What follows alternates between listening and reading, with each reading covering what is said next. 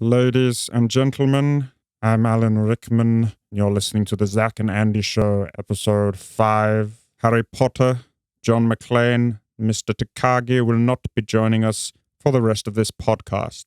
Roll the theme tune. Zach and Andy Show, the only place to go to hear a couple of guys giving shitty advice about the music industry. Hello and welcome back to the Zach and Andy Show. I'm Andy Gillion. And I'm Zach Knight.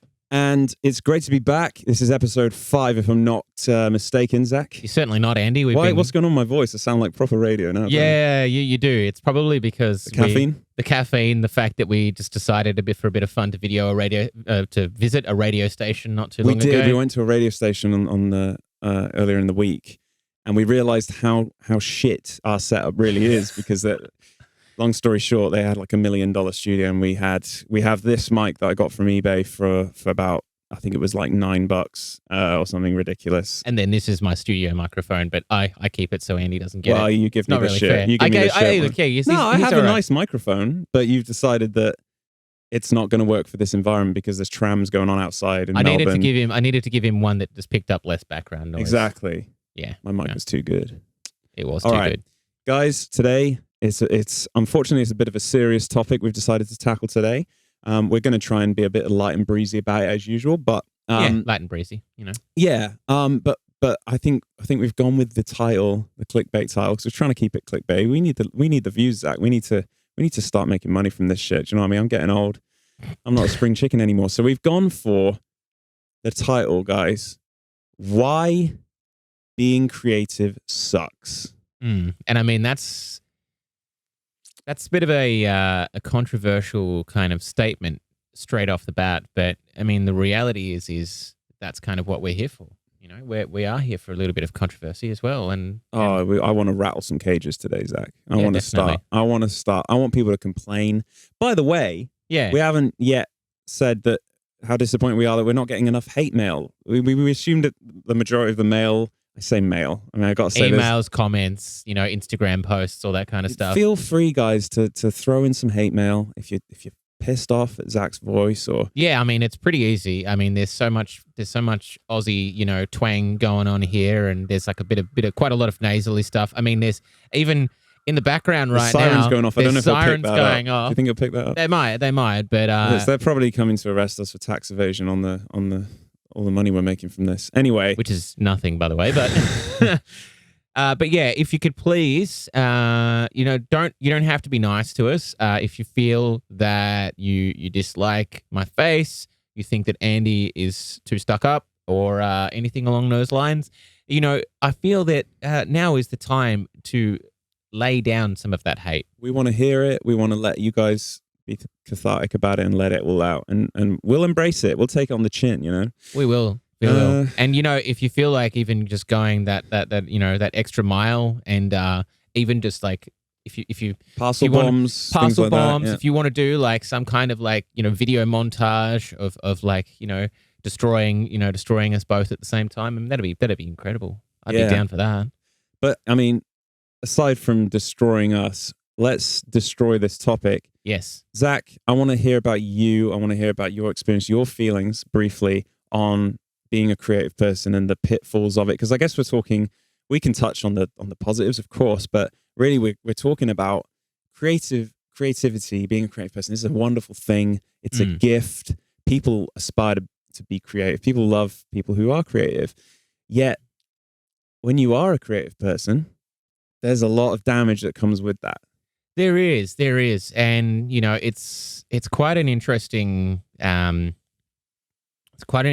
concept to delve into, because I mean, I guess lucky isn't really a word that I would say to utilize to describe it, but other people have, in the fact that I get to be creative in terms of being, you know, a producer, a mixing engineer, a songwriter, a member of a band, and also anything to do with obviously this podcast and anything to do with sort of visual representation of all of the projects that I'm involved with, all of that. And then obviously, you know, coming up with concepts and lyrics and all of those kind of things. They're all separate creative endeavors that are all, tied in together in many different ways. But every single one of them comes with all of their positives and negatives and pitfalls and mental stresses that Well, I would go along with I them. would say, yeah, I mean, you've just touched on a whole bunch of different things. This doesn't just, we're not just talking about music. Creatives can be Yeah. anything, artists, painter, a lyricist, a poet, an actor, anything really. I don't know how to describe an artistic or creative. What really is a creative thing? I don't know. I mean, well, you're creating, I suppose, but there's the whole like science versus creative in a way, isn't there? And right? there is, and it's kind of interesting because I guess I'm quite privileged to be, in a household where, I make a living off being a creative person, and then my partner is actually a scientist, but she works in a very creative field of science. So she has this very articulate and like nuanced understanding of how science and creativity sort of meet in the middle. And it really kind of blows my mind and challenges me on a daily basis. So it's really interesting when you look at like science and creativity. A lot of people always sort of treat them as a very separate kind of thing. But really, when it comes down to it, there's a lot of science that goes on in being a creative person and a lot of creativity that goes on. Yeah, and we'll science. touch on that science stuff. I do wish there were more studies that were at hand I think there needs to be more studies on what, why creative. The whole thing about this topic really is going to be the link between creativity and depression and anxiety, and how a creative person's mind can be set up in a way that they are driven to create stuff, and yet the kind of downside of that is that often there seems to be a very clear link between depression and musicians, or depression and a creative person. Madness and creativity go hand in hand. I've been reading this morning just to kind of get an idea of the science side of things. So I really wanted to just hit Google up and just get a definitive answer. Yes, creative people have this part of the brain is enlarged, therefore this other part of the brain suffers, or they're not producing enough of this, or there's a chemical imbalance somewhere, which makes you more creative, but then makes you more susceptible to depression. There's no clear-cut answer. Yeah, and it's far more complex than just... It's very complex. There's one answer. Yeah, there's the cause and effect thing. So am I writing music because I'm depressed, or am I writing music and then that is depressing me in another way because I'm opening myself up to ideas that most people aren't thinking about, or I'm feeling emotions that most people aren't allowing themselves to feel in doing that process. And there's this whole causal effect thing. Am I genetically prone to having this creative state, which then leads to some kind of anxiety or depression and stuff? I mean, it's very, very interesting topic. It is. And I mean, there's also another thing that you could touch on that I don't have enough, and I don't even know if there is enough factual evidence to sort of substantiate it, but the whole debate as to whether or not your mental state or a mental state of other people can actually have a physical, like a physical connection or a physical reaction to other people as well. Whether or not, like, a classic example is, and this is a really good way to segue into sort of a more focused look on the direct effect that emotions and mental state can have on a creative person. So I've personally, over the last month or so, I've been delving deep, writing a new record for my band, and I'm a bit of a culprit when it comes to being, unfortunately, a little bit, I guess you could say, totalitarian when it comes to being a composer. I really take an approach where I try to write as much as possible of a piece of music before presenting it to the rest of the people in my band. And I could definitely tell you that there are some pros and a lot of cons for that process. It's very, unless you're Andy, it's very hard to do everything all by yourself. before you give it to other members in your band, and it's not always necessarily a positive thing. But choosing to take that approach opens you up straight away to a lot of these things that we were talking about. You know, the depression, the anxiety.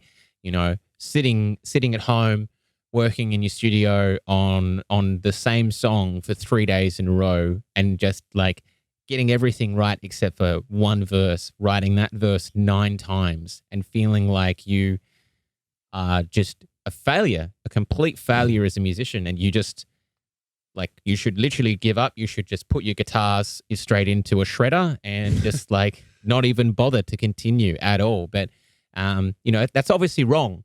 And an interesting thing is that I feel that process is a very common thing when it comes to creative people who are really struggling to see their self-worth when it comes to their creative. How many times have you heard of musicians who are just, they'll write song after song after song, and before they finish that song or project, it's in the bin, they'll delete it. And we've touched on that before. Should you delete a track that you're not happy with? So I personally keep everything. I keep every Cubase project because sometimes there's a gem of an idea in there that you can come back to. But mentally, yeah, as a creative person, and when you're in that mindset and you're in that process, you could spend weeks writing a song. Something I'm terrible for is I will stay up all night writing a song for 6 hours. I'll write a whole symphony. Maybe it's not for anything particular, but I've put so much effort and emotion into it, and then I've layered up hundreds of violins and crazy shit, and it's just amazing. I'm so loving this track. And then right at the end, I'll just click play, listen to the whole track through once. I will then hit save, and I will say to myself, cool, I'm never going to listen to that again or do anything to that again. There's no purpose for it. It was a moment of madness. It's amazing. I'm proud of myself, but nah, it's done. And it goes. I mean, what am I doing? Why am I creating and then not? I guess it's half. There was no purpose for the track in the beginning, but even I do that with my band stuff. I'll write a song and I could love it, and then suddenly I play it back and I go, that's shit. I'm shit. I'm awful. I don't know how to play guitar. I can't write songs. Guitar goes in the bin. I don't delete the project, but I know people that do. Yeah. I know lots of people who have this problem. They can't finish tracks, and it all comes down to the mentality. It all comes down to them feeling insecure, or the whole imposter syndrome, or feeling like they are just what is crippling self-doubt. Yeah, or you feel the feeling that you're worthless. There's no worth, there's no value to your creative output. Yeah. You know, that you look at it and you feel that it's like just a piece of air. You look at your creative project and you're like, I spent all of this time. I've wasted time, yeah. And I've wasted my time, or I've wasted my energy. Because as well, the other thing that we should probably tap into is that it's a concept that I feel has been discussed a little bit before, is that I have found for myself and for other creative individuals as well that I've met through my time, that when you wake up in the morning, you start with a certain amount of creative fuel in the tank. And there's things that you can do in the day to bring that back up again, but it can never.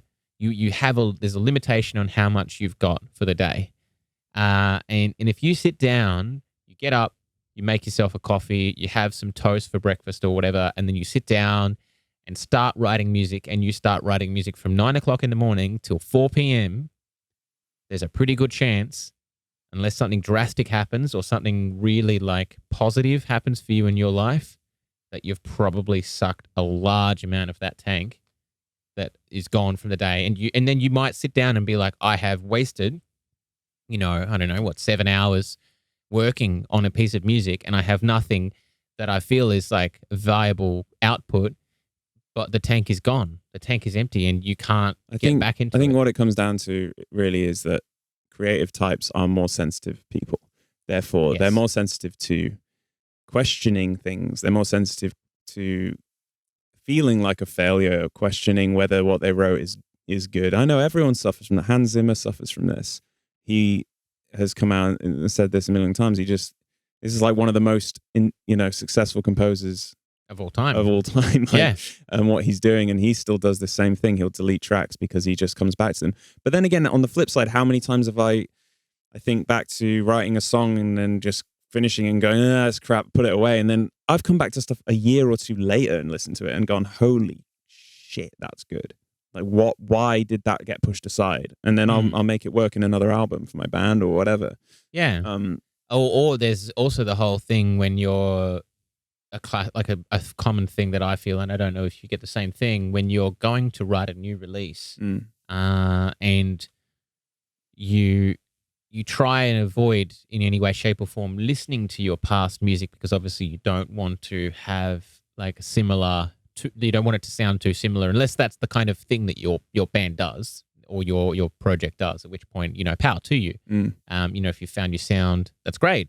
I wish more people were like that, honestly. But you try and avoid listening to your own music as much as you possibly can when you're creating new input. But sometimes it works really well, but other times you might find that you're at a massive standstill. And you feel like you're not getting anywhere, and then just on a whim, maybe while you're on like public transport or while you're driving or something like that, when you're in a space where you're not free to go and do whatever you need to do, you're confined by, the function of travel or something along those lines. I've found listening back to previous things that have actually been released and that have had, I guess, some kind of success, whether or not it's not necessarily financial, but mental success. It's really good to sit back and actually feel that value of self-worth again from your previous releases and suddenly realize that, well, no, rather than just sitting here going, I can't create something new because I'm not inspired by anything, you can sit there and go, oh, actually, I have done something in the past really good, and I feel, the value is, the self-worth is somewhat returning.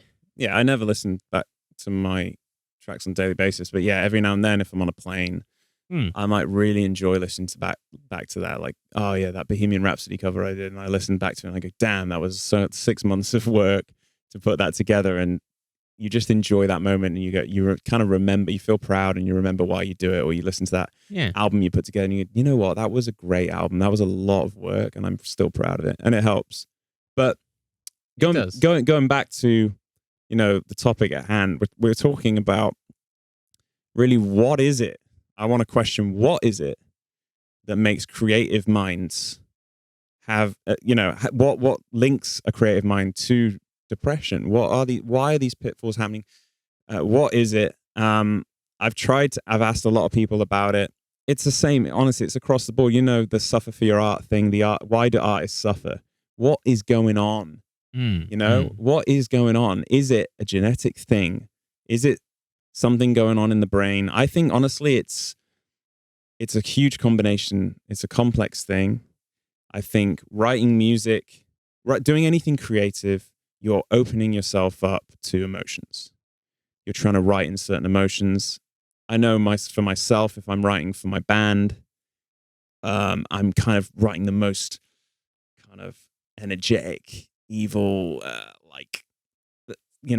powerful, but kind of almost emotionally kind of sad stuff as well. When I'm writing that stuff, I get myself in a really anxious state. I do. And when I'm writing a new Mors Principium Est album, I will be lying awake every night thinking of stuff and not being able to switch off.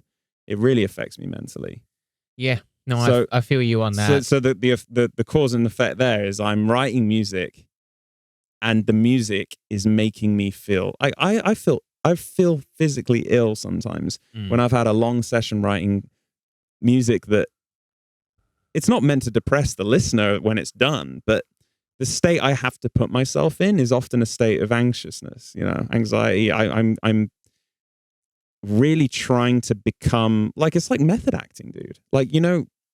If I then go and write a TV commercial where they need a really nice piano thing and it's really happy E major, piano, I'm suddenly happy. It calms me down. That's sometimes my way out, is to go and write a little bit of piano music. Yeah. I mean, it's kind of interesting that you feel that way, because I guess with my music, we go from the sad to the, I wouldn't say happy, but from the Yeah, sad so- to the powerful. So your band, Yeah, do it all in one song. Color and Shade, if you want to check them out. Oh, plug. You guys, I guess you're allowed within the boundaries of your genre and your style and your sound, you're allowed to go into the more major key stuff where, more Principium mess. No one's expecting major key stuff. Yeah, I mean, So- it's not so much major key, it's more sort of the more uplifting or kind of like powerful Yeah. kind of stuff. But it's interesting because I go from like, we don't really go to the like sad kind of sound. I kind of try and steer away from that only Yeah. because it's just very easy to be sad about everything. The world is bleak. No, Yeah. but I think for me, I usually prefer to switch between a very moody kind of tone. Yeah. I wouldn't say melancholy, but just very like moody. Yeah. We use a lot of ambience as well. But then you'll bring it back with some uplifting stuff. Yeah, Right? and I bring it back, but then we'll have moody, and then when we go to the sort of more heavier kind of stuff, rather than trying to make it sad, I'll focus on trying to make it aggressive instead. But do you feel like you feed off the mood of the song? Absolutely. It changes you, right? My mother, bless her soul, she's not dead or anything. She's still with us, at Awesome. least at the time this podcast was recorded. Leslie, I just love her, right? She used to always say to me as a child, because I still do. I suffer from anxiety and depression just like any creative person does. And I used to constantly be moaning to her, looking for help to change my mood. And she would always say, change the record. And like physically picture lifting off that record that you're playing in your brain, smashing it and putting on a new one. And, when I talk to her, I very, very rarely will show her a song I've done. I mean, but if I bring out a new album with the band, she might hear it.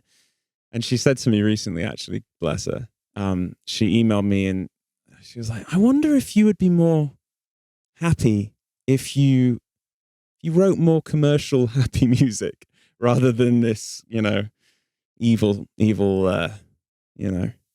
heavy music all the time.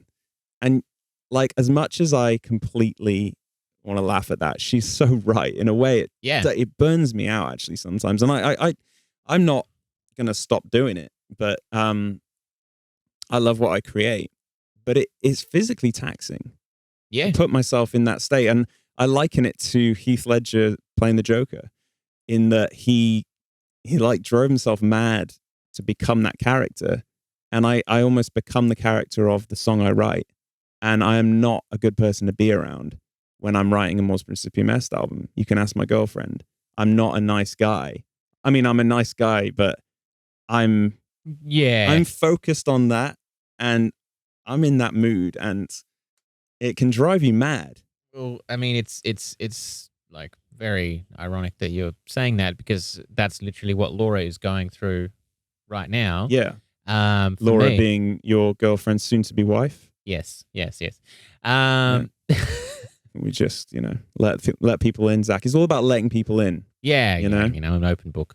But so because I've been focusing so much on writing right now, and because there's a lot of different emotions that go into the kind of stuff, the kind of music that we do, I've been very much just, my vision has been super tunnel vision, focusing on the They call it project. the blinkers, right? Yeah, the because blinkers. the horse would wear that thing around its eyes, so that they put that on horses so they can only see the front, so that they're not looking left and right and getting distracted. That's why they wear those things. It's horrible, really. Yeah, it is really horrible. And that's what it's like writing music, right? Yeah, You've got definitely. that on, and you're just you're focusing on that one thing. And no, she might be like, so do you want to have some dinner? And I'll just be like, well, I mean, yeah, sure, it'd be nice. And she goes, no, as in, would you like to have dinner? Because it's like an hour past when we would normally have dinner, and you just have been working on that same song for 6 hours. And I'll be like, yeah, cool, I'll come out soon. And then when I finally do come out, it's 1:00 in the morning, and she's already gone to bed. Yeah. Because that's what happens. And then, and then like I have to deal with the repercussions of that because, I'm choosing to just spend all of my time writing music and ignoring the rest of the world. And how healthy for that? It's so unhealthy for so relationships. unhealthy. We're not even talking really about relationships, but we'll definitely have touching on that. I mean, when I wrote at least the first two Moors albums, I was working a 9 to 5 job and then coming home. Now, this is another thing about being a creative. Yeah. A normal job is not enough. You can't. A lot of people are just like. A lot of my friends are quite content with the very traditional structure of life, which is find a girl, settle down, Or find a guy. find a guy. Of course, thanks for that, mate. Thanks, Yeah. because that's important. You know. Yeah. Equality. We're all for it. So you settle Definitely. down with your partner, or maybe you don't. You know, there's also asexuals, Zach. That's true. So, whatever you're ticking boxes. You're going, I need my career. It's maybe not a very interesting career. It might just be an office job, but they've got it. They're making constant money and they're happy with that. They get the house, they get the pet, they get the wife or the husband, and they have the kids. Done it. I've ticked all the boxes. I've won. I've completed life. I've got the mortgage. I've done it. But for creative people, that job, that 9 to 5 job, is a means to providing enough money for them to live so that they can do what they actually feel driven to do and their goals in life. Mm. I know I've struggled really hard with this my entire life. My entire life goal has been to make money from music, not because of the money. It has been to make music, and therefore I need enough money to allow me to make music. I don't care about being rich. If I can make minimum wage and just do what I love, then I've won. Then I've succeeded, and I can go on doing what I need to do. But it's very hard to do that. What the hell was my point?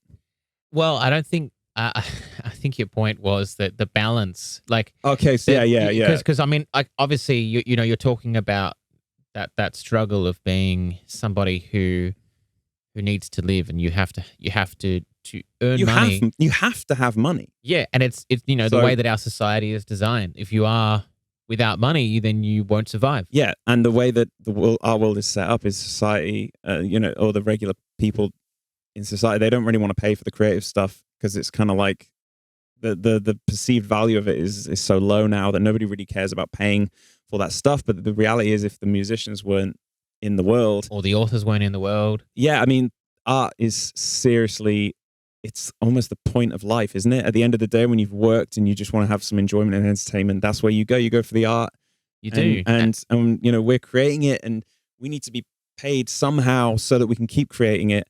And when I say we're it's more of a talking about the general whole. I mean, creative people. You know? I mean, you know, a straight, interesting sort of thing, segue looking into the way that society is in this stage. If there was no creative people out there, then we wouldn't have Netflix. Well, yeah, we wouldn't have Netflix. We wouldn't have music in an elevator. We wouldn't have music anywhere. We wouldn't have TV. We wouldn't have any form of entertainment. Exactly. Could you imagine what your life would be coming home from your office job? It should be the most important thing. Yeah. So going back to like some people I know who are kind of content with that career and that lifestyle and that setup with the family, the kids, the pets, the house, the mortgage, everything. Mm. Okay, cool, you've done it. But for the creatives, it's like, okay, well, we kind of need that stuff, but the real goal is to be doing our creative thing. Mm. And let's say you get back from work at 6 p.m. You're knackered. Yeah. You are completely shattered. Okay, cool. Well, life and society has set it up that you've got 3 hours before you kind of got to think about starting to get ready for bed and getting stuff ready for the next day, or 4 hours? 4 hours. Yeah, as a right. max, So 6 till 10 p.m.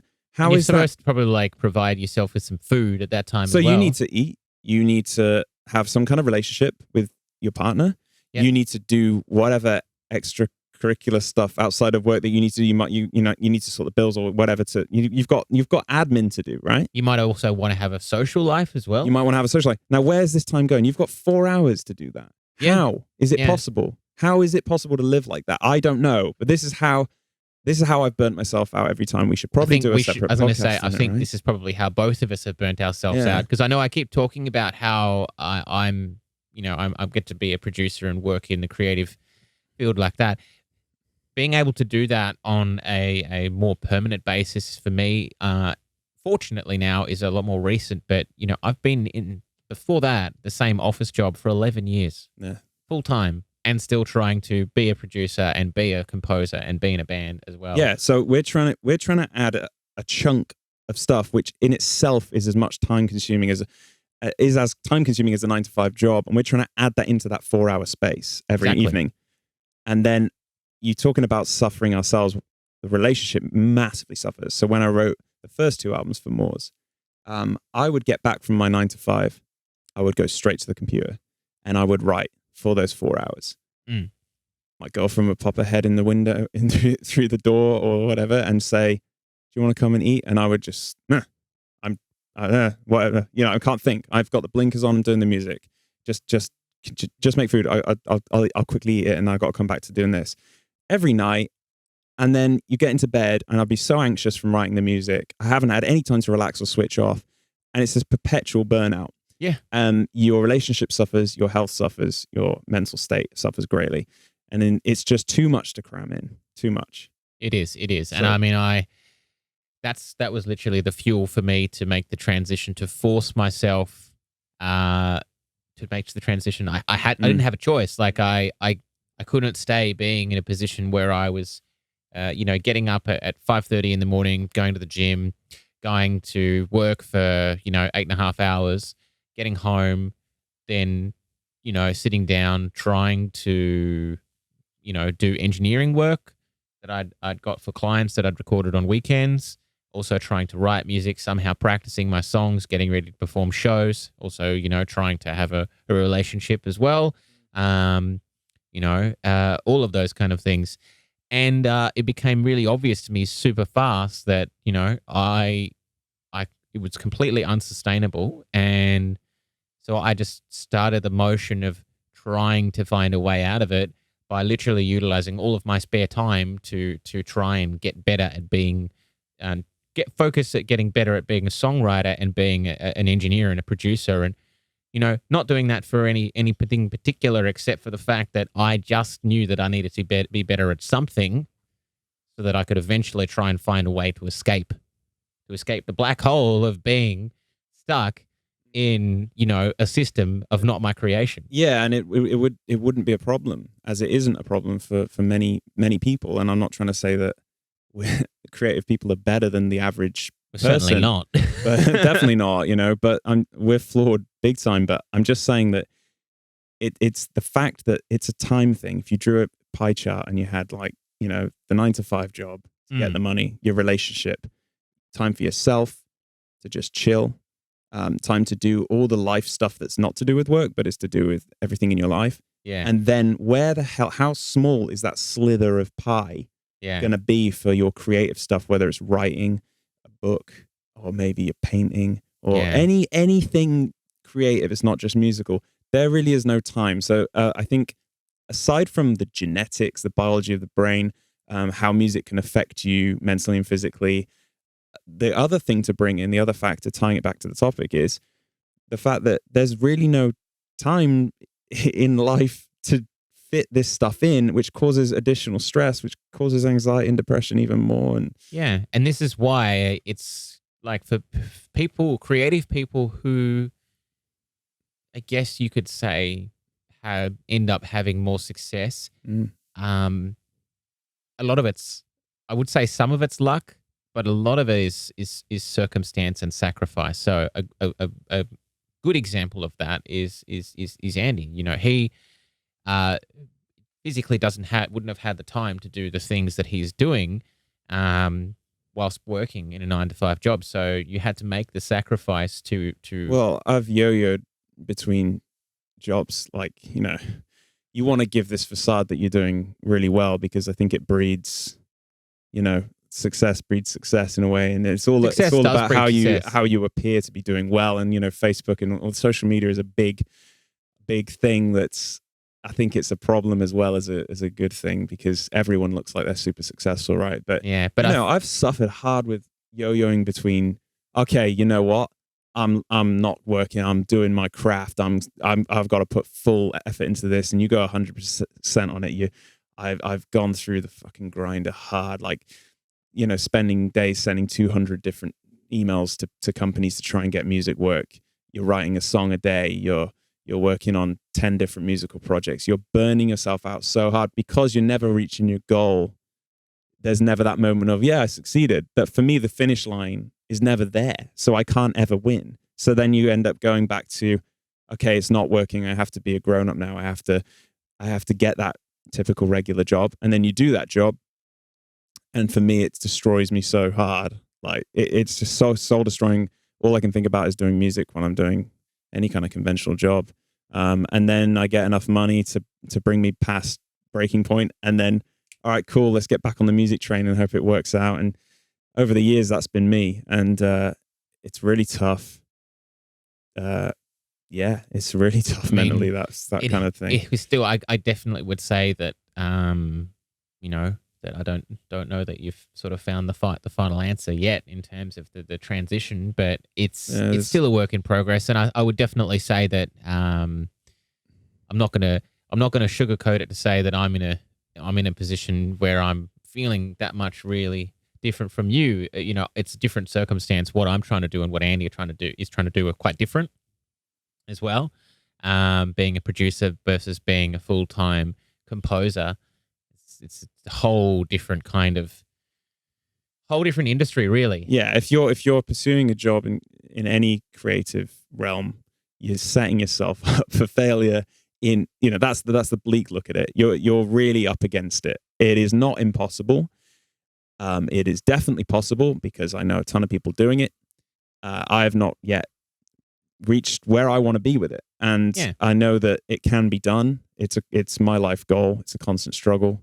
Yeah. And I mean, I'm still, I guess, at the early stage, definitely at the early stages of sort of hitting that stride in my career. I'm very, very lucky to have a lot of very talented and what I would perceive as very successful people in the industry that I've got as mentors with me. I would definitely, I'm not afraid to mention them here on the podcast. I'm really lucky to have Chris Themelko from Monolith Studios to be, he's now, I work, with him on a lot of productions, which is very lucky, and he's taken me under his wing. So that's really fantastic, and I can't thank him enough for all the work that yes, but more the guidance. And I'm also very lucky to have a mentor, Jack DeBear or Tony Mance. He's a mastering engineer from Australia. He's been around for 35 years, and he's a real, his mental guidance and just ways to look at how to be a creative, really a fantastic thing. He's actually somebody that I was talking to you about the other day that I think that you could really, you could definitely afford to spend a bit of time with him and just being able to soak in some of those wise words that he's got. And I know that there's probably been a number of people for you, obviously, during your time that have been... Yeah, I think that's one great thing about creative people is the struggle is real. Everyone knows it.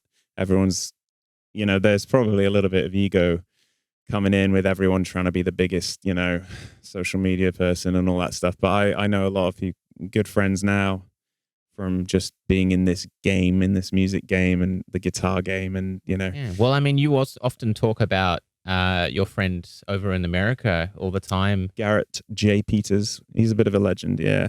He is. Yeah, he's given me tons of pointers over the year. I've become good friends with him, and he's had guidance from, Rob Chapman and the Chapman Guitars guys and everything. And there's a big family vibe, I think, when everyone's struggling in the same thing and everyone tries to help each other out, which is really nice. And I think that you need friends, don't you, in the creative industry? You need other friends to basically just be like, are you kind of wanting to kill yourself as well after writing this music? And let's go and have a beer and talk about that. Yeah, good to have that support. So I think what I want to do is we've talked a lot about I guess the pitfalls and the realities of being a creative throughout the podcast now. So now I really think that we're gonna jump to a break shortly, but I think the next segment we're gonna flip it around and look at a number of different things that can work really well for creatives to sort of combat the real depression, that real anxiety that is there. We'll touch on that. But first, do you think we should go to a commercial break? Absolutely. We need the money from the commercials to fund this podcast, to keep us going, so we can stay away from those 9-to-5 jobs. We do. All right, Andy, let's hit it. Let's hit it. It was a cold December night. I remember it like it was just yesterday. Probably because it was. My wee dog took off up the mountain, I says to him, "Where you going?" I went after him. I climbed for 12 days. Starvation kicked in. I lifted up my kilt and I pulled out the last bag of country brew and a bottle of whiskey. And I made the strongest brew known to man. And I led upon that mountain for another week until I heard bark coming from down the mountain. The wee dog was in the kitchen all along. There's nothing you can't get through with a country brew. So how was that ad for you, Andy? It's always a pleasure, Zach. Always a pleasure. I can't wait to hear more next time from those guys. Yeah, I know. Yeah. I mean, they've definitely got something there that I would definitely be interested. Let me come out and say that I firmly believe in that product. Me too. Yeah. Yeah. Strong believer. Strong believer. So we're going to come back at this now, Andy, with sort of turning it around a little bit in this podcast. I know it's sort of felt like there's been a bit of a, I wouldn't say the energy's been down. We've been very, very, focused. But let's step it up a bit and look on the other perspective of how you can help yourself and help others by getting out of that slump. Yeah, and how you can just cope and deal with the pitfalls of being a creative person, having that creative mind, having that nagging voice. I know for me, one of the main issues I have is just that voice inside my head, being negative all the time, and also suffering from insomnia because of writing music. Not being able to sleep, constantly having that music in my head. That's a big one for me mentally. Never being able to switch that music off. I really suffer from that. I actually would love to speak to a specialist about that. The fact that I feel like my brain is only ever working at like 50% because the other 50% is constantly writing music, constantly listening to music, which is a problem. But we're not going to talk about the negatives in this little bit now. We're going to talk about the positives and how the strategies to cope with it. Yeah. And I think for it. there's the first point, and it's not nearly as hard to do this as you might think, especially if you're an individual creative and you feel like, exposing yourself creatively to other people is a hard tactic. Well, it shouldn't be, because we're talking about collaboration right here. And a classic example of collaboration is right here. We have literally decided to collaborate on this podcast and all of the creative output that we do that's associated with it. And we'd never collaborated before. We literally just decided we knew that we were able to do this. So let's do it. But I can give you plenty of examples of how collaboration on a project or on any creative process has helped you harness, or helped me harness, and people that I know, abilities that you didn't think you had before, and ways to look at something with a new perspective, to realize what you were actually trying to do, as opposed to what you've been hammering in constantly on that same piece of music over and over again, not succeeding. You just needed a different perspective. Yeah, you're talking about bringing someone in externally who can just go, oh, why don't you try, doing that beat a little different, or yeah, that doesn't transition that well, but maybe you should do this. Sometimes you just want me to come in and go, damn, Zach, you killed it on this one. And then suddenly all the worries go away and you feel wonderful about your life. That's true, because, I only live for validation from Andy G. There you go. Goes a long way, validation from me. It does. Especially when he looks at me with that cheeky smile. I don't know if that was the cheekiest smile. Anyway, no, he just winked at me and now I feel scared. You should. Oh, I had a bit of a situation last night. Oh, yeah. Tell us. Oh, I was at a gig and some guy was getting all up in my face. And it was like winking at me, giving it it was rather creepy stuff. Okay. It went on for a while. Mm-hmm. I'm not going to divulge more into that. That's weird. I don't know why I'm even bringing that up. A bit of a segue. It was a little bit. I'm just remembering last night, it was just like this guy, what's going on there? I need to make sure that I didn't get spiked. Anyway, I think you're all right. We're gonna move on.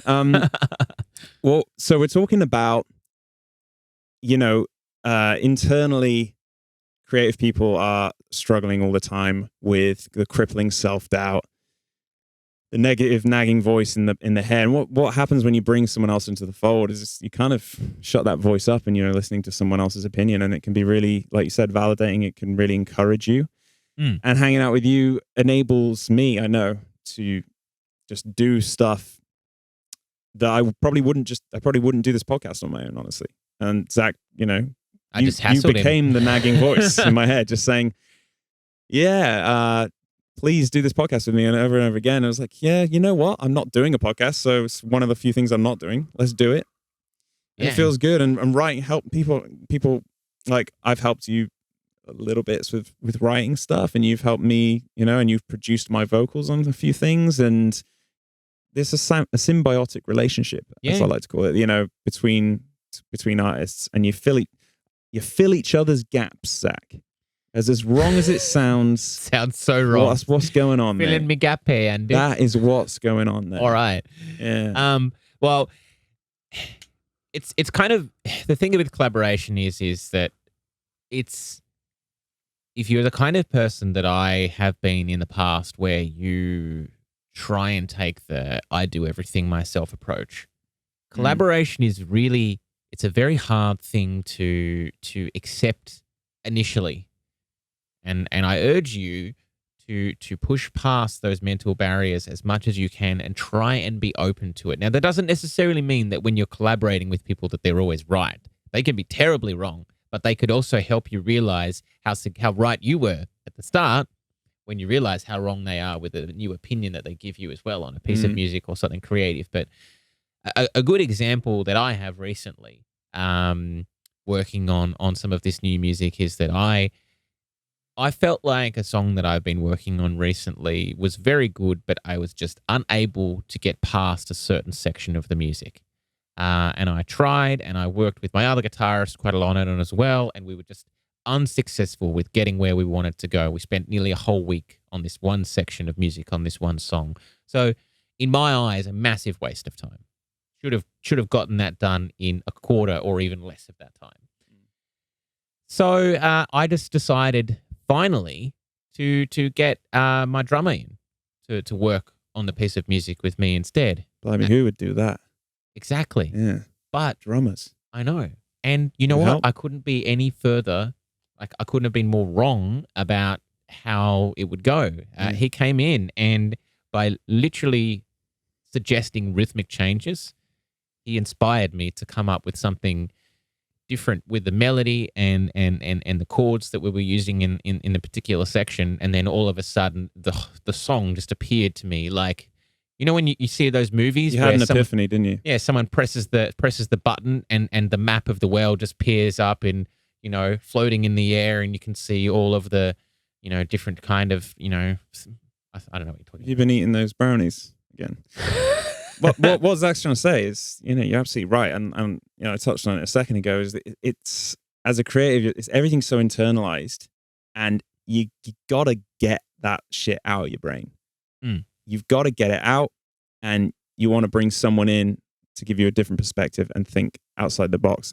You stop listening to that one voice and open it up to the world, and let other people inspire you, and let other people encourage you, and take a different perspective on it. Sometimes it's hard, like I said about egos, this whole big, I'm a rock star, I'm writing all the music there. Sometimes you've got to take it back and go, yeah, maybe actually, this is my baby, this is my creation, but what this guy's or girl's saying is actually a really good point. I'm going to take it on board. Yeah, absolutely. Working with other people really helps that introverted, vicious cycle of being creative. Absolutely. It certainly does. Share And the load, Zach. Share the load. Share Share the load. the Lord here. That's terrible. If we have any people who are listening who are, from the UK or from Ireland or from Scotland, I apologize. Well, I was doing a Samwise, which Yeah, I think is a don't- West Country accent, isn't it? Well, I Mr. wouldn't. Frodo. I wouldn't know. Anyway, look. I wouldn't know. I'm Australian, so, So we're talking about coping mechanisms. We've talked We about are. we've talked about bringing in other people so that it's not a big internal struggle anymore. You're opening it up. You're talking to people. Having a partner in your life, a strong relationship. I know I have it with my girlfriend, and Zach with his girlfriend too. We have that pillar. We have the rock that helps us. My girlfriend's incredible. She she's interested in what I'm doing. She wants to help me in it with every aspect. She's there when I'm stressing in the middle of the night. So having that is definitely an absolute. I want to use the word boon. Boon. Yeah, no. Yeah, I'm with you.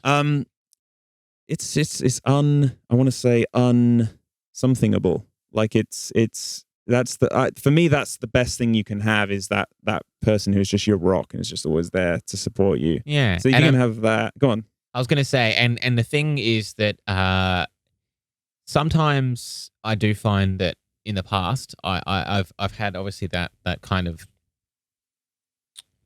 way of going about acknowledging the relationship in maybe not as positive a way as I could, by focusing obviously on my creative input, creative output, and not putting enough time into the relationship. But the thing that is probably a good thing to take from this is, and I'm sure Andy will agree with me, is that setting time aside to focus on the relationship, to focus on your partner, and making sure that you, even though you've got your massive mental struggles going on with trying to be creative and trying to write that piece of music or that song or that poem or book or whatever, it's filling your mental space. You should really try and put it on hold as much as you can to take the time to focus on your partner, because one, it's a really good way to show that you are actually in it for them, as opposed to just being that one-way street, which is terrible. But the other thing as well is that if you do, you should really truly care about what's going on with your partner, and if you do, that you will find that the opposite is absolutely true with them to you. And I've found time and time again that my partner has been the one to pull me out of that I guess that sea of doubt when it comes to being creative, and just point out to me obvious reasons as to why what I'm working on is actually good. Yeah, just to encourage you, just to tell you, well, here's a bunch of reasons you'll be proud of. Every day, my girlfriend says that to me. You look at what you've done. You should be proud of this, this, and this. You got this done, and you said almost lost at sea, like out to sea. Yeah, it is like that. I literally go out and drown. I'm just drowning out there because all my brain does. I'm so focused on music and the tasks I've got to do. And you're talking about writing an album. Let's say right now I'm finishing up 3 albums at the same time. Yeah. I got my band's album, I got my solo album, I've got an album with a girl called Christina Marie in the UK, which we're trying to put together. Plug. Thank you. And I've got so much going on. I'm also working on another of my solo, another follow-up solo album already.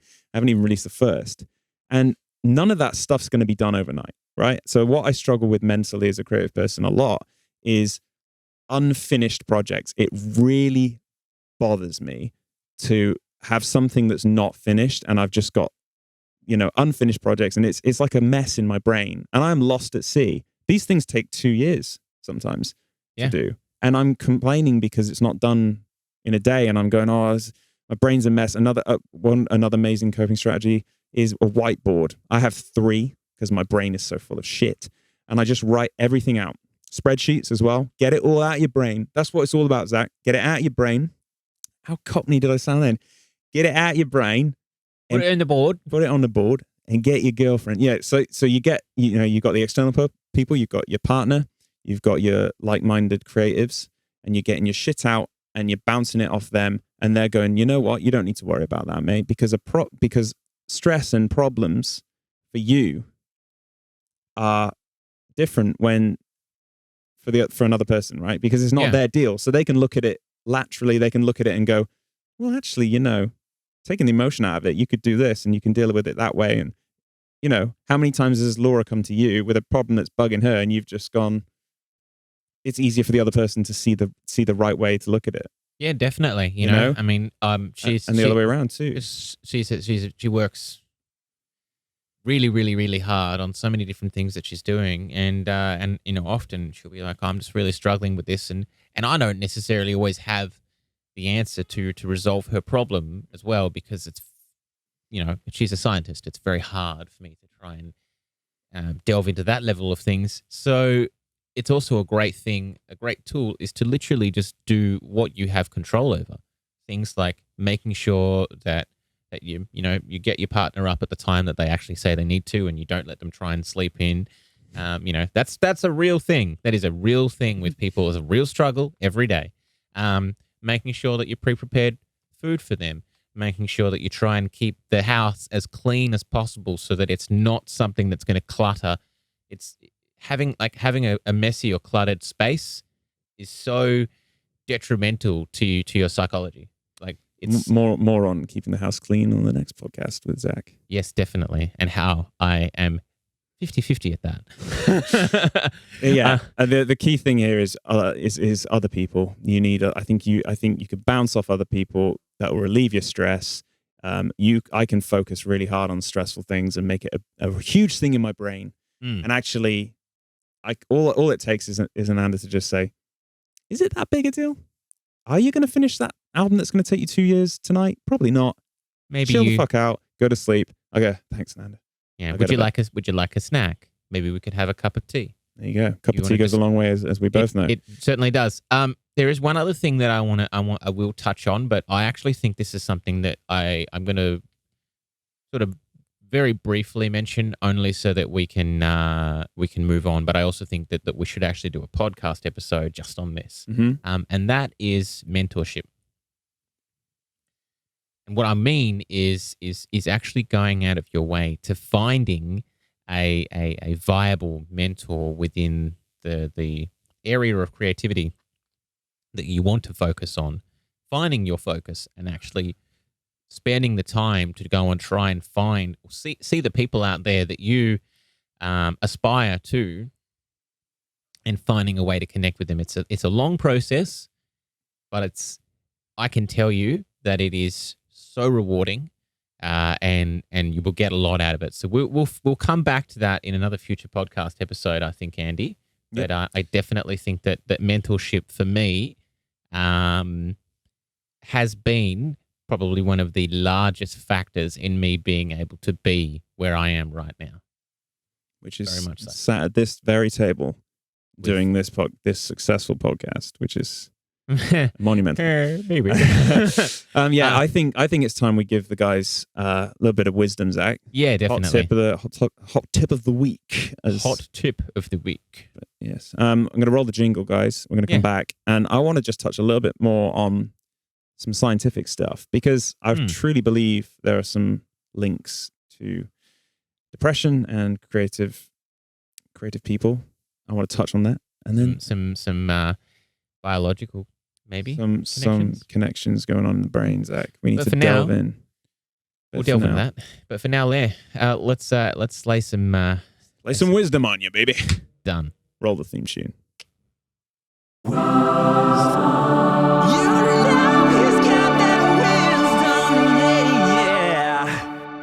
Have you ever wanted to start a podcast of your own?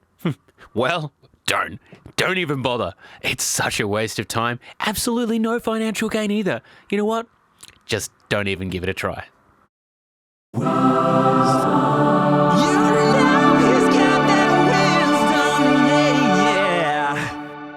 Hey, and welcome back. Nice little bit of insight there from the wisdom section. Yes. It was, very good. A bit Sean Connery, wasn't it? I'm terrible at that. All right. Moving on. So I just wanted to bring in a little bit of the science stuff. I think, as I said before, there needs to be more studies on the biological brain stuff. I would love to be hooked up to one of those. Is it EKG or which one is the one with the brain waves and you're just looking at your brain waves? So Ananda's brother had brain surgery. Had all these. They took his skull apart and they put all these sensors on his brain. You're not talking about an MRI machine. No. It's where you put like sensors on the inside of your brain, which he had to have because he had tumors and stuff. Oh, that's terrible. And yeah. It was awful. Thankfully, he's okay now. But we could see the waves of his brain.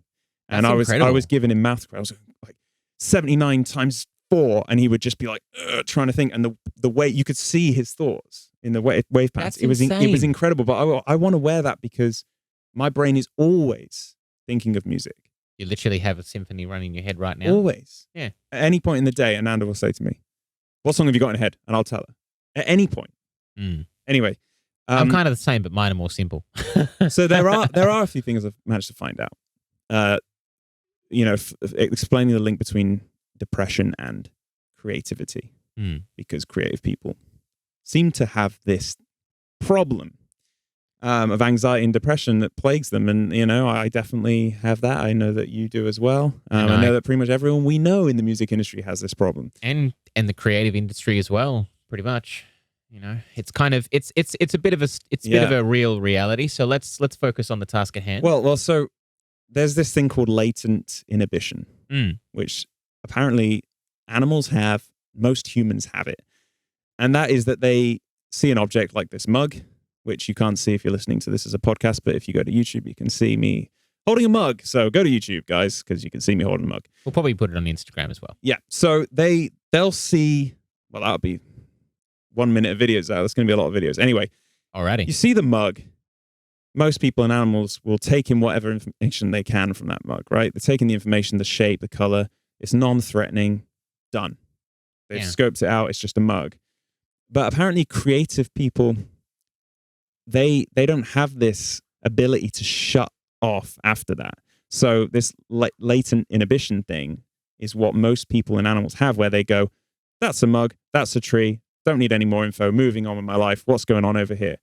We have, as creative people, that's a mug, that's kind of green, it's got some pink on there. It feels kind of blue as well. Yeah, and what's that doing to me? How does that make me feel emotionally? There's some weird ties, there's some weird connections in the brain that start to happen. Looking at this section here, so we'll just put it to the camera right now. Yeah. But looking at this blue section here. Yeah, how does that make you feel? I look at that, and that literally makes me think I'm kind of sitting on some kind of like floating board, and I'm sort of gliding across a really shallow piece of water. Wow. And there's like this cool, I said it was like deep, but piano sort of like soft, somber line running with like a really like scattered, delayed, clean guitar part going as I'm going along. See what I'm saying? You got that from a fucking mug. Yeah. So can you imagine what happens when I watch a film and there's all this visual and audio and stuff and everything coming in, and that's it. That's the external stimuli from the environment. We are like prone to seeing more than what's there in a way. And this is what I've been reading. The scientists are saying that the creative mind deals with that external stimuli and that information in a different way. And they've looked at schizophrenics and people with some severe mental disorders, psychosis and all kinds of things. And they are, it's a very similar thing with music. So a schizophrenic in the early stages, apparently they can have these kind of almost like a hallucination, almost like a big religious experience, which is really interesting on another level, which I would love to look more into. But they have this big moment, they have this big experience, they feel insight, they suddenly feel like they're connected with, the universe. They have one of these big spiritual fucking things, explosions, and it's really cool and interesting. And basically what's happening is in the brain, chemicals are firing, everything's going crazy in the brain, and they're having this experience, which I suppose on that level is much bigger, but is very similar to the experience we have on a daily basis with lots of things. Yeah, I would totally agree, and I think it's something that I never really, I guess, talk about, because for me, it is just a part of my life. I'll look at one object and I'll think of something, and I'll look at another object, I'll think of something else. Like literally looking at looking at the end of the microphone that Andy's got right now. It's got all of this sort of very metallic, very uniform, and to me, like I look at that and it makes me think of like this really like I guess this really rigid like electronic piece of music that's kind of sounds a little bit like the way that that Transformers are sort of depicted in Michael Bay movies, where they're just like when there's I know what you mean, because I picture music. I've said before in interviews, I see music, I feel I almost taste music. Like I can, if I hear a piece of music, my brain pictures it, and the only way I can describe it is if you had like Windows Media Player, you know, the old school one where you had like the different swirly kind of visual effect, like the visuals go to the music. Yeah. I see that, you know, I really do create something in the mind from just hearing, and that could be the tone of someone's voice can trigger that, and I can see it, or the sound of a kick drum. I can almost bite it and feel it and feel that kind of squishy goodness. And it's quite interesting because I don't have it myself, but I've got other people that I know. I don't know if you said that you're one of those people, but I know Chris certainly is the people who experience synesthesia. Synesthesia, absolutely. I mean, that's what it is, and colors as well, right? I mean, that's sort of a whole different level to sort of what I did see with when it comes to objects. Yeah. But synesthesia is where, and this has actually been scientifically proven that people associate colors with a sound. Yep, and it's not just sounds, but I'll tell you more about that in a second. Yeah. But yeah, I mean, I definitely have that synesthesia with colors, with textures, visuals, textures, and I also have it very oddly with numbers and with letters. So our good friend Beth, I was talking to her about it, and she also has, I don't want to say suffers from it, because it's not really, you don't really suffer from synesthesia. It's just an external experience that most people don't have. Yeah. We both were just going through the alphabet, naming the color that we associate with each letter. So I went, what color is A for you? And she would say red. It's always been red. And I'd say, yeah, the number 3 has always been, you know, a certain shade of bluey green for me. Number 1 has always been blue for me. You can name a number, I'll tell you what color it is. What's number 7? Number 7's a brown. Okay. Number 4 is a kind of dark red. All right. I don't know why. An 8 is what's number 13? a green.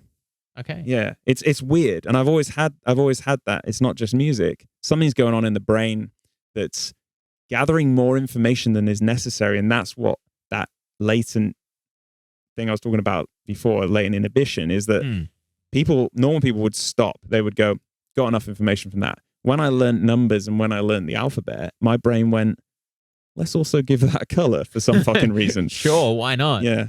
But that's cool. I mean, you know, if you decided you wanted to have a career in painting, all you needed to do was just get somebody to write out a couple of maths problems, and then you could paint them. Yeah, paint by numbers. Oh. See what I did there? There's more I want to go into. Yes. If you can handle it. We'll jump into that. Yeah, I mean, this podcast, we're not going to be delving on to going too much, like too crazy long for you, because you know, the listeners obviously are not going to listen to us for 2.5 hours. No, they're not. Well, they might do, but not today. maybe not today.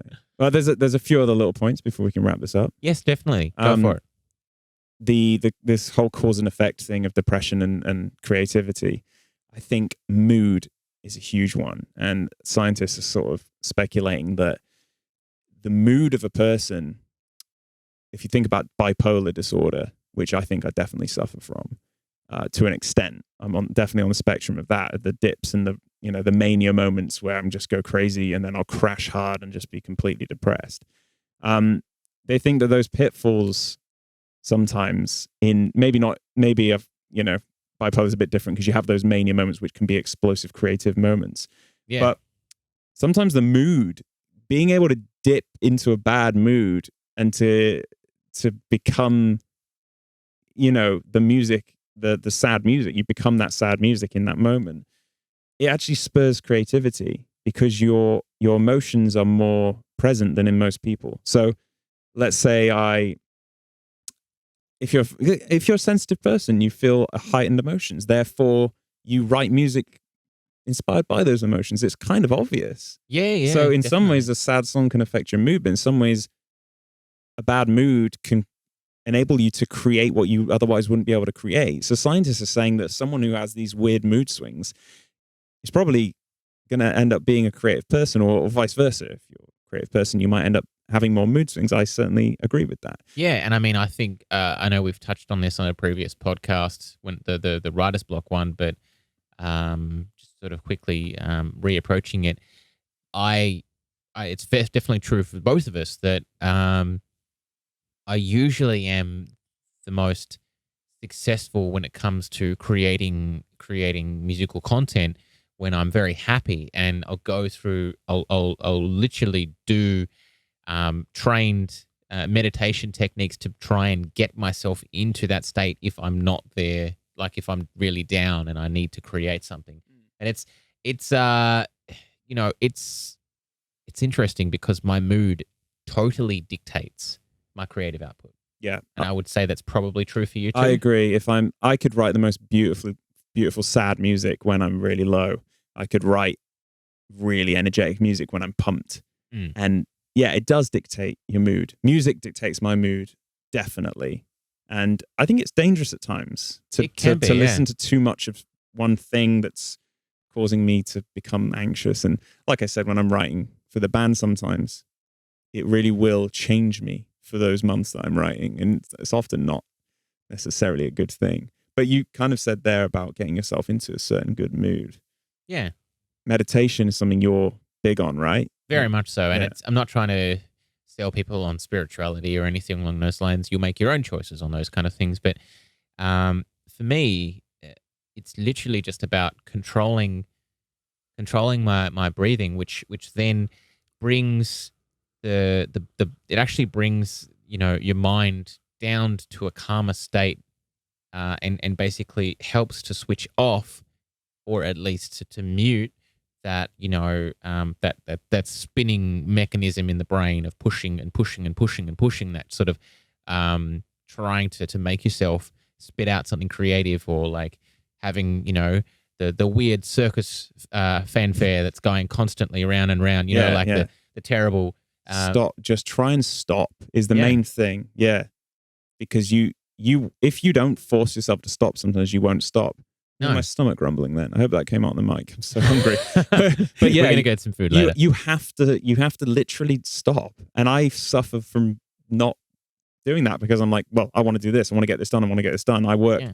My brain is firing like on all cylinders at all times, and it's a problem. And I will burn myself out from it. And I know that it hasn't worked as well as it has for me, but I do know that me getting you onto doing some meditation stuff. Yeah, it changed me completely. Yeah. Yeah, and I mean, I don't know how much of it you still do at the moment, but I know that I can probably tell the days when you have. Yeah, the problem I have is that I have this list of stuff I want to get done, and I just go, and then I think anything that gets in the way of that, even if I have to pour a glass of water, I get anxious pouring a glass of water. Oh, I need to have a drink. Great. Well, that's 5 seconds of my time. I could have been finishing that song. Great. And then I watch the water rise, and it's like I get stuck in this moment of time that's everlasting where I'm anxious and I'm watching the water rise, and I just want it to end. I want that task to be done. I get like task anxiety. Yeah. Where there's things I have to do, which is sucking away time from my creativity, and I just get really, that's something I really need to fucking talk to someone about. You do, it's because bad. It's the how unhealthy it's very, very unhealthy, and like you when you've got days like that, it is worth spending 10 minutes. Exactly, it really is, but it's so hard for me to force myself because I become this teenager who's just like, why should I do that? I've got stuff to do. I need to do my stuff. And this is where and I'm not looking after myself. External people like his partner or his friends can be great, because we literally just come in and bitch slap him to make him do it. I need to be bitch slapped sometimes, but I'm not going to do that right now. Do you want to do that? Why? I feel that we owe the viewers something at this point. You can go harder. Give me a hard one. Really, just do it, man. Ow. I'm not actually hitting him that hard. I don't want to be an asshole. I've built it up. You've got to do it now. I felt that one. Oh, fuck my life. I could see the transient on the... Did that come out on the mic, did it? Yeah, of course it did. You do need to be bitch slapped, guys. You do. Absolutely. To bring you back, because if you don't ever stop, you can the insomnia kicks and you're doing it all night. There's nothing to stop you. My brain always says, oh, that song's unfinished. I know what to do. I'm going to play that one riff on loop, because that's a reminder that you haven't finished it, and it will help you finish times. Yeah. So cool. 4 a.m. Yeah, I'm lying awake in bed, and I'll just have this riff on loop, because somehow that's going to help me write the rest of the song all night. Thanks, dude. And then I wake up and I'm burnt out. Yeah. My face is still stinging from that slap. Well done. I know. And I didn't even try that hard at all. I Next definitely could have. time, tune in next time where the bitch slap will increase tenfold. That's right. I've got to have a 10% increase on the bitch slap every podcast from here until No, I did not sign up episode for 100. Look, I think we might sort of sum it up a little bit there. Yeah, I think we probably do need to rein this one in now. Because there's a lot of information, and as you can tell, if you've been listening intently, we have a lot more to go through with this kind of topic. So I do think that if you like, we'll probably end up doing a part 2 of this one, and probably delving into it a bit more. We'll do a lot more research as well. Try and see whether or not we can find some of those some more actual studies looking at the biological and chemical relationship between being a creative individual and the depression, anxiety, and the chemical, but also, Zach, relation of that. Just in the importance of being open about this shit. Yeah, bringing it into the the foreground and saying, speak up, get some help from friends. Seriously, because it sounds like kind of lame, but it's not. It's important, and we need to talk about it as creatives because we're all struggling with it. So let's just get it out in the open and help each other. And hopefully this podcast will be of some reassurance to people who are struggling and have that crippling self-doubt that we all suffer from. Yeah. It'd be great if we can be some kind of beacon of hope for those people. I don't know how this podcast could be, but maybe we've been insightful in some way. And maybe the other thing as well is if you're afraid to talk about this kind of stuff, or whether or not you don't know that this is what you're actually feeling, because as well, I mean, there's a lot of times where people don't talk about things because they haven't gone through the mental journey to try and actually understand that is the issue for you're them. subconsciously in denial. Absolutely. Yeah. And so whilst this may not necessarily be the beacon of hope for you, this also might be a tool for you to try and help understand. Food for thought, you might say. Food for thought. A tool for you to understand what's going on. Yeah. Yeah. But on that food for thought, I'm hungry. My thoughts I know that just on food. His thoughts are just on food. We're gonna kick it on and move on to summarize up our topic here to the day, which is basically that it's real that creative people have this connection to depression and anxiety, and you should definitely put your hand up and say, hey, I think that this is a thing for me. I need some help. Find some people, and if you want some guidance, just ping us an email. Us an email. Put a comment in Instagram or Facebook or anything that you want to do. And if you think that we did a really shit podcast, please give us some hate, because God, I mean, look at the size of my nose. I deserve it. Like. My God, Zach, you're too hard on yourself, man. But yeah, I try. The struggle is real. It's real for all of us. We're in this together, guys. So let's fucking get this shit open, and start spilling the beans on it, and start coming together as one. Yeah. To work out and to just be like, yeah, man, I go through that, and it's okay. It's okay to go through that. It's just something that we go through, and at the end of the day, be proud of what you're doing, and just reflect on what you have done and what you're doing, and just be proud of it, man. Because at the end of the day, if you can't be proud of what you're doing and you're not enjoying it, it's probably not worth doing. So that's right. And then maybe change tactic. But on that note, I will mention that if you have anything, that you wanted to run through with us as well, ask any questions and all of that. Because Q&A is going to be at the end of every episode. We always say it. Ping us as many questions as you want. We'll try and get through them. We'll try and answer them. Yeah, anything to do with what we're doing, or anything involving music or creativity, or even better, you could ask us how to make a great cheese sandwich. That would be fantastic. Is that where this is going? It could be. But right now, we're going to go, he wants a cheese sandwich. I'll make one for him because I'm a good friend like that. You got any of that Branston pickle I love? We've got Branston. What do you think? Of course, we've got Branston pickle, mate. All right, it's time for another tea as well. Thanks, guys. This was the Zach and Andy Show, episode 5. Definitely a couple more to come.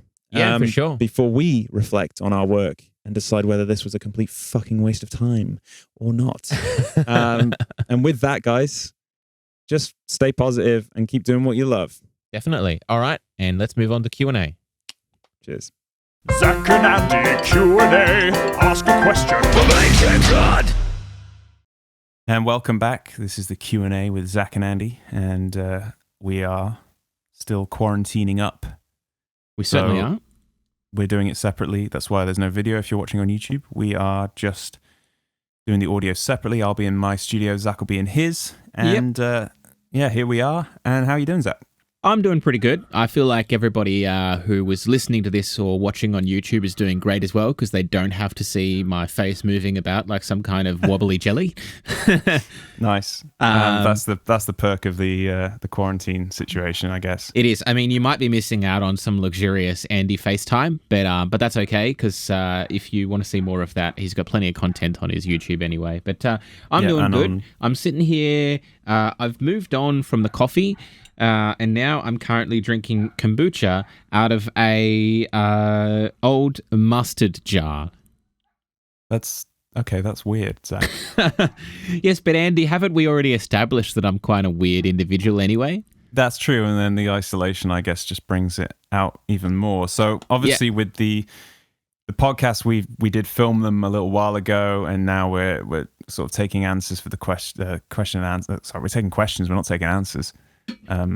We're hopefully going to give you some answers for the questions you've been sending in. Please keep sending them in, and that's why we're having to do this remotely, unfortunately. But that's fine. I mean, I don't have to look at Zach, and he doesn't have to look at me, and so he could be pulling all kinds of faces and flipping me off. And I mean, to be fair, he could just do that anyway. I could be doing this naked. No one's going to know. It's great. I mean, look, Andy, I've got to be honest with you. If you have been doing this naked this whole time, I'm just worrying a little bit about you. I know you're in the process of recording a lot of detailed stuff, and there's chafing to be considered with the guitar and all of that kind of stuff. So there is. I am losing my mind a lot though. But you are doing it with pants on at the same time, though. Yes. Most of the time. Yeah. Okay. Tracking the new Mors Principium Est album. About a month into it, and it's very strenuous. I'm losing my mind, and then you've got all the isolation stuff on top of that. But anyway, here we are, and we're doing the question and answer section in quarantine, Zach. That's how dedicated we are. Yeah. And I'm going to fire over some questions. Why don't you answer first, and then we'll flip it over to me. Sounds good. This one is from, let me try and get this right. I think it's Leosis the Almighty. Leosis the Almighty. Okay. Again, not sure if it's the real name or not, but they're just asking, do you guys drink coffee or is it just tea? Well, you're drinking out of a mustard jar right now, so you're going to have to do some explaining there. I'll do some explaining. So my wife and I are very big on trying to reduce our carbon footprint, and, we're very environmentally conscious. So we actually get a lot of our items that we normally buy from bulk food stores. And the best way that we found to be able to get, those items is by utilizing things that you already have in the house. So, for instance, a while back, we got a very large mustard jar from some kind of gourmet store. It's like a kilogram jar or 500 grams or something like that. It's quite large. After we used the mustard, we put it in the dishwasher, cleaned it out, and then we now use it whenever we go to the bulk food store. They have a tap there with kombucha, and you just put it on. This one is lime, mint, and chlorophyll flavor. I thought chlorophyll? Yeah. You have to be kidding. No, I'm not. How are you not asleep right now? I don't know, but that's the flavor. That is insane. Did you get this in a dark alley? It's actually it's not. You're thinking about the chlorophyll that you're thinking of from Tintin. It's not the same thing.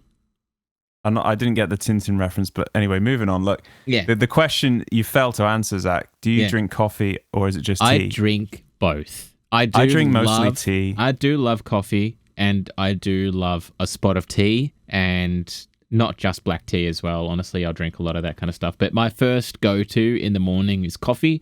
I've been told by my wife that I drink too much coffee, and that has not slowed down in quarantine. That is for sure. I can't handle caffeine, as you know, Zach. So a couple of cups of tea a day is enough to send me over the edge into despair.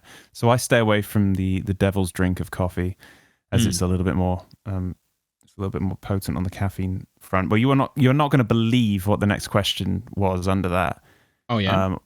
This is from Anka Bebe. Now, I am sorry, Anka, because I've probably pronounced that horribly wrong, and I don't want to lose you as a fan. So I do apologize. I know you're from Germany, and I've already said the Danke Anka thing. It's probably so old now. You're probably sick of it. But there you are. You've asked, what's your preferred tea flavor? Ooh. So I just know this is a very tea-heavy podcast at the moment, Zach. But which is not I know a bad you're thing. You're a man of many teas, aren't you? I strictly. I mean, if I was to answer first, I would say I just go for an English breakfast. You know, I stick to my guns. I go for the English breakfast. I did have an Aussie afternoon tea the other day, but was it during the afternoon or was it in the morning? It was at your wedding, Zach, last week. Oh yes, that's right. Yes. So It was late at night. it perked me up. I'll say that much. But you have a plethora of different strands of tea. So why don't you? Oh gosh, give some favorite insight. tea. I feel like there isn't really a specific favorite because it changes depending upon what's going on. I'd say easiest way to look at it is what time of day and whether or not I have dessert or not. So, Okay. If it's any time before midday, it's probably going to be good old English breakfast. When it comes to a black tea, to me, that is the one with the best flavor for sure. And the kick that you get from it, I don't really feel that much of a kick. Andy certainly does, but I still love the taste. What's the one that we had sometimes? It was caffeine free. It was amazing. You've got it. Oh, it was flavored some crazy so flavor. we're moving on to one of my favorite ones to have late at night if I haven't had some dessert. So if I want to have a tea as a replacement to eating some like chocolate, because we really don't buy any other desserts in the house anyway, it's Sticky Date Rooibos tea. That was it. Yeah. That was great. That was a great tea. It was. So, and it is. We've still got some left over. I got lucky, and a friend actually got me that for... No, they didn't get me that. I got that for my wife. Good job remembering that, Zach.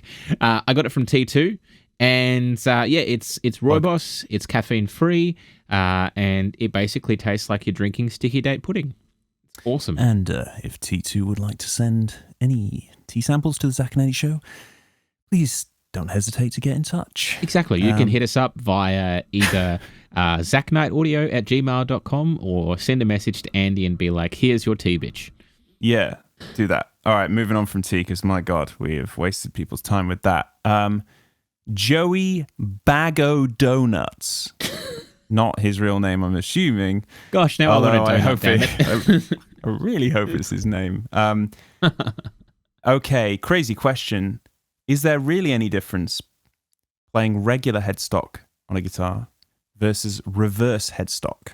Well, I think we can both answer this question, Andy. Go ahead, it's an then. aesthetic thing. The sound, there is no difference in the sound. If the guitar is a properly built guitar, and say properly built, most guitars, generally speaking, are properly built. The build quality is debatable, depending on brands or whatever. But semantically, no difference. So, have you ever owned one? I've had both. Headstock? Yeah, Okay. I've had both, and I've never owned one, but I don't think I aesthetically like the flipped one. It doesn't make a difference. Yeah, but, I mean, it's just... I'm not really a big fan of how they look. Honestly, the majority of the time, the ones that I've played have actually been Chris's at his studio, and that's because, he seems to like them. But in terms of owning them, I've only ever owned one, and I don't own it anymore. And it's not because the guitar of anything to do with the headstock. It's just that I had to sell the guitar to be able to upgrade to a different guitar that I owned. So, Stephen Lopez, very, very average name in considering the names we've had sent in so far. Average, but probably accurate name. And probably the name on his birth certificate, I would assume. Thanks for this, Stephen. Any plans to make another song like Game Over? Obviously, that's specific to me. Yeah, I'm just going to let you answer this one, Andy. Zach, do you want to take this one? No. Yes, actually, I wrote a song called Game Over, which was a very video game-centric metal song, which was the song that I played in the final of the Guitar Idol 2016, I think it was. And I am actually planning to write many songs, or I have already written many songs like it, because I'm getting ready to release, finishing up another solo album, but it's going to be a video game metal style album, so a lot different to Never After. But yep, working on some new stuff, and very excited about that. And then I think, Zach, I've probably got one more for this episode that I can ask you. I'd love to know your thoughts. Brad Russell has written in saying, I'm interested in the production side of things. Maybe you guys could discuss what plugins and VSTs you think would be beneficial for today's producers or techniques. Gosh. I mean, there's so many VSTs, right? There are. I'm gonna make it really easy. The short answer is, what plugins are necessary are, if you run a DAW, a standardized DAW, which could be Cubase or Pro Tools or Logic or Studio One, you can actually do everything that you need to do in terms of processing of things that you have recorded. So I'm not talking about amp sims, but processing that you have recorded to a professional standard with stock plugins. You absolutely can do that. Now, do I do that? Not all the time, but I do use Cubase, as does Andy, and I have managed quite successfully to be able to do what I would class as a professional grade mix using stock plugins. Is it more challenging than using some of the more, than using purchased separate third-party plugins? Sometimes yes, but there's a lot of resources out there to help you. But if you are looking to specifically avoid using stock plugins and go for third-party plugins, there are a couple of brands that I would say are the sort of generally leading companies when it comes to the industry standard. Probably the most widely known and most used ones would be Waves. I know that Andy has been using the Waves plugin for a bit now as well, and you've had a lot of success with them, haven't you, Andy? Success is a strong word, but yeah, I've been dabbling with Wave stuff, which is great. I've also used Isotope stuff, which I think is brilliant. It certainly is. I think probably the main thing that I find about the Isotope stuff is its quality is definitely there. It is generally per plugin just a little bit more expensive. So it's sort of more of a, if you specifically know that you want a certain thing, then definitely go for it. There's certain things that Isotope does that's better than pretty much anyone else. And at the moment we're really talking about production, and we're talking about mixing, we're talking about EQs, compressions, and effects like that. But I guess we should also touch on, the question that you always get, along with, please can you send me the tabs to this, is what VSTs did you use for this? And I always, I answer that question, and I give, a few of the VSTs I'm using. You don't ever want to give away everything, because it's easy for people to just go and, all the years of research into getting your sound palette ready. And I give it all away, Andy. But I think... It's one of those things. I think people are quite guarded about it, but I'll go ahead and say Omnisphere 2 is at the core of a lot of the things I do as a power synth. It's unbelievable. So the library is so vast, and it's such a powerful synth. Serum is something that you've discovered is pretty much what every pop producer uses, isn't it? Yeah, so I was actually definitely going to say Serum. I've been using that for a while now. I've recently started doing a full EP of pop production, where I'm doing a couple of different styles within scope of pop, and I'd say that Serum is probably being used on about 60 to 70% of the production, and then the rest is going to be done with a synth called Anna. which actually you can get when you get the Slate bundle. It comes as part of that, which is very convenient because I already had the Slate bundle for plugins, which is a very affordable way to be able to get everything that you want from a third-party plugin in one without having to pay outright. And a quality synth as well.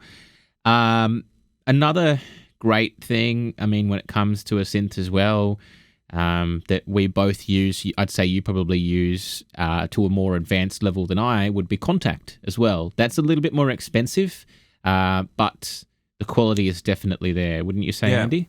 Contact and everything that comes with it, they've been amazing for me. And again, at the forefront of everything I do, Contact is there. So cine samples and those kind of cinematic strings and all those orchestral stuff. For sure. But I mean, if you were to be put in a position, Andy, where you had to use Cubase, all of the internal synths and things that come with Cubase and all of the stock plugins to create a production, you could still do it, couldn't you? Yes, but you're limited with things like orchestra. You are, but it's more. I guess more what I'm trying to say is if you're in a position where budget is a factor, then just keep in mind that there is a possibility to do a professional grade quality production with the tools that you might already have on hand. Yeah, and some DAWs or DAWs, we're talking Pro Tools, Logic, Cubase. Some are better than others for that. I think Logic out of the box is incredible. Logic Pro is incredible for just opening the box and just having everything. If you're like a synthwave or a pop producer, the stock stuff with that is crazy good. It is very good. I think Cubase is a little bit behind on that, but Cubase I find to just be such a dream to work in, especially for orchestrating MIDI and doing all that stuff. It's just so easy. I'd say Cubase's functionality as like a cross production, like style wise, and going from acoustic recording through to production to mixing. I mean, yes, okay, I use it, but from my research, I've found it to definitely be the most functional DAW to do basically everything in one versus some of the other ones. I mean, I think there are some drawbacks with Pro Tools, even though Pro Tools is the most, used by other professionals, I would think, especially in metal. But I feel like tracking is great with Pro Tools, but it has limitations when it comes to MIDI. I would agree. It's not so easy to. But anyway, I think. I mean, if anyone ever wants to ask any more questions regarding any of that kind of stuff, feel free to hit up Andy or I. I mean, a lot of that kind of stuff is literally what I specialize in. Obviously, focusing on production and all of that kind of stuff because that's what I do for a job. So if you have any questions regarding that, please let me know. And separately, I haven't actually mentioned this to Andy, but very soon I'm going to be in a position where I'll be providing a lot of resources to that kind of stuff to people for free. So if you have any further interest, just it'll appear around our social media and all that kind of stuff sometime soon. I mean, honestly, we're here to help. So if you have any questions, just ask. Cool. That's great. I mean, I think that does it for this episode. I agree. And we'll be back with another episode shortly, and keep your questions coming. Stay safe and look after each other, guys. Fantastic. All right, you guys take care. I think that this one's pretty close to both of our hearts, so let's rock, paper, scissors for it. All right, ready? Ready? And 1, 2, 3. 1, 2, 3. 1, 2, 3. Whoa, hang on. What are the odds of that? 3 in a row are the same. That's fucking weird. That is, I mean, I'm sure someone can tell us what the odds are. But I don't care. That's really cool. Let's go again then. 1, 2, 3. Right. This is not rehearsed. That is 4 in a row that's the same. I'm going to do the math on this afterwards and come out with the probability of this happening. Okay. Ready? 1, 2, 3. Oh, victory! Holy fuck. Guys. All right, so we've got it epic. So that's our intro. Woof! Yeah. All right, I'm going to do the intro then. You ready? Or is that the intro? Well, I mean, no, you do the intro. I mean, you haven't even said what it's about, so it doesn't help.